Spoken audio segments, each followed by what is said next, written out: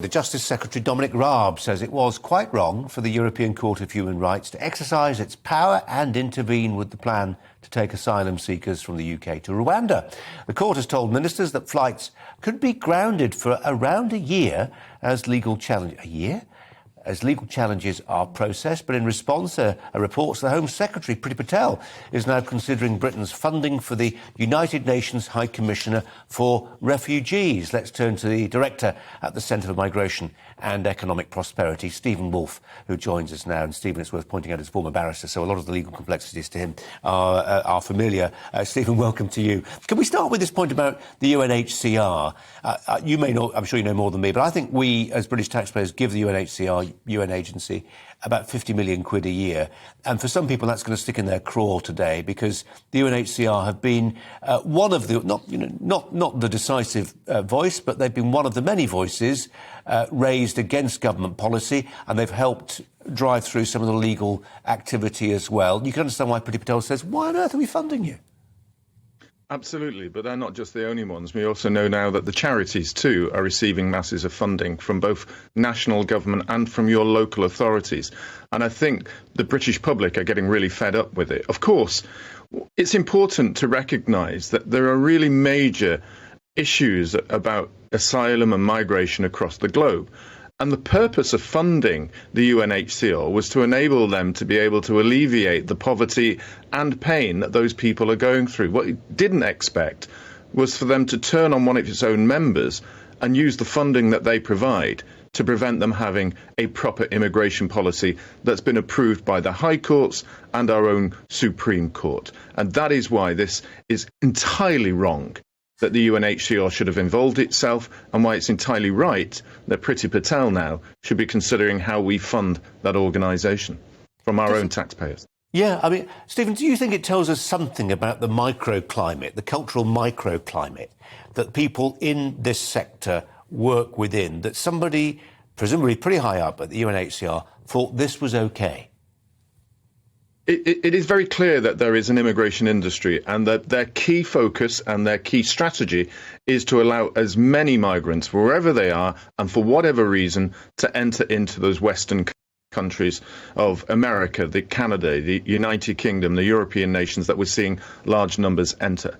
And they do not want any government, whether it's been elected on a mandate or not, to be able to prevent them from allowing that project to continue. And what we can see here is, on the one hand, you have the UNHCR providing funding to lawyers to attack the policy in our own courts.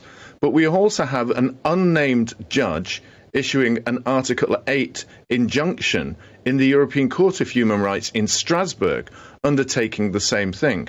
It's not inconceivable to understand that all of these people meet together in the vast number of conferences that go on across this world, trying to develop policies to thwart governments that are seeking to have controlled borders. Stephen, the frustration that some people will have, and I think of a guest I interviewed yesterday who lives near Dungeness, and she walks her dog on the beach there, and she regularly comes across boats disgorging migrants who are landing, sometimes escorted, other times meeting vehicles that cart them off. And she says there's almost a sense of entitlement when you see them. Sometimes she tries to talk to them. And she's appalled by what's happening. She wasn't some sort of knuckle-dragging demagogue. She was an ordinary member of the public who sees around her discord and can't believe quite what's happening. Now, she knows that, I forget how many migrants have landed today. Yesterday it was 200 plus, wasn't it? 400 the day before that.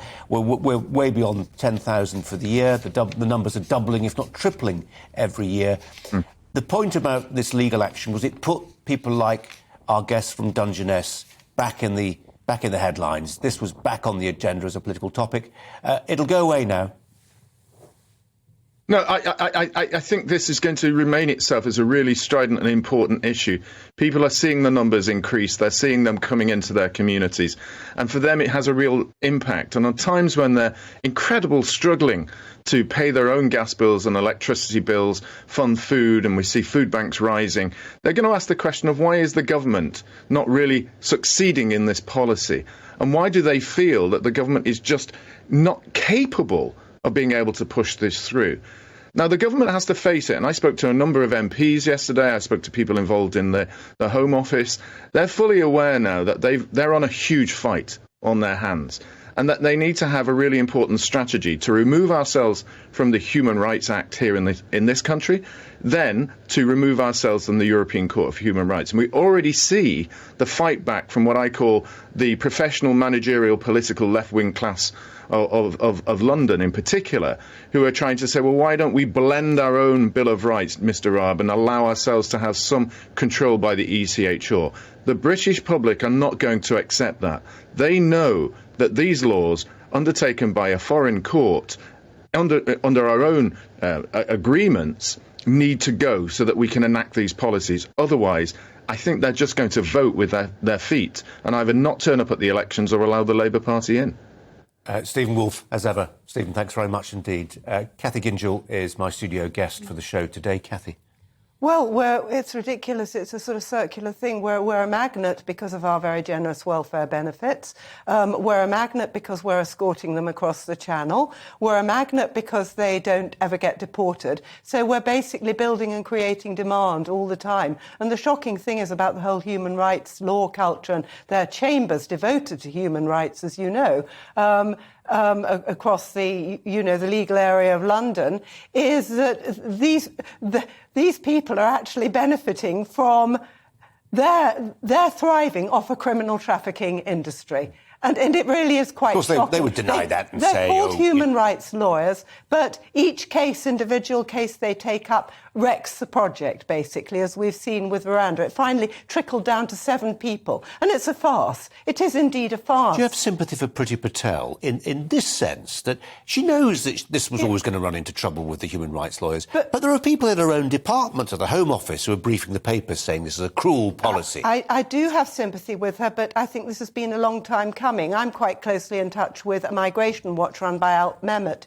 who you probably speak to. But these boat crossings, we began warning of the first ones way back before lockdown. And it has multiplied and it's multiplied. And systematically, we've never done. The European Court of Human Rights has had a bad record with stopping deportations from this country anyway. It's a rotten, lousy institution that doesn't run like our legal system, with judges who are closely associated with NGOs and open society migrant projects. So, it finally, the public knows that will pressure Priti Patel into being even stronger, I hope, because I don't think the public are going to be happy now they really see the pictures and see what's happening. Cathy, thanks very much indeed.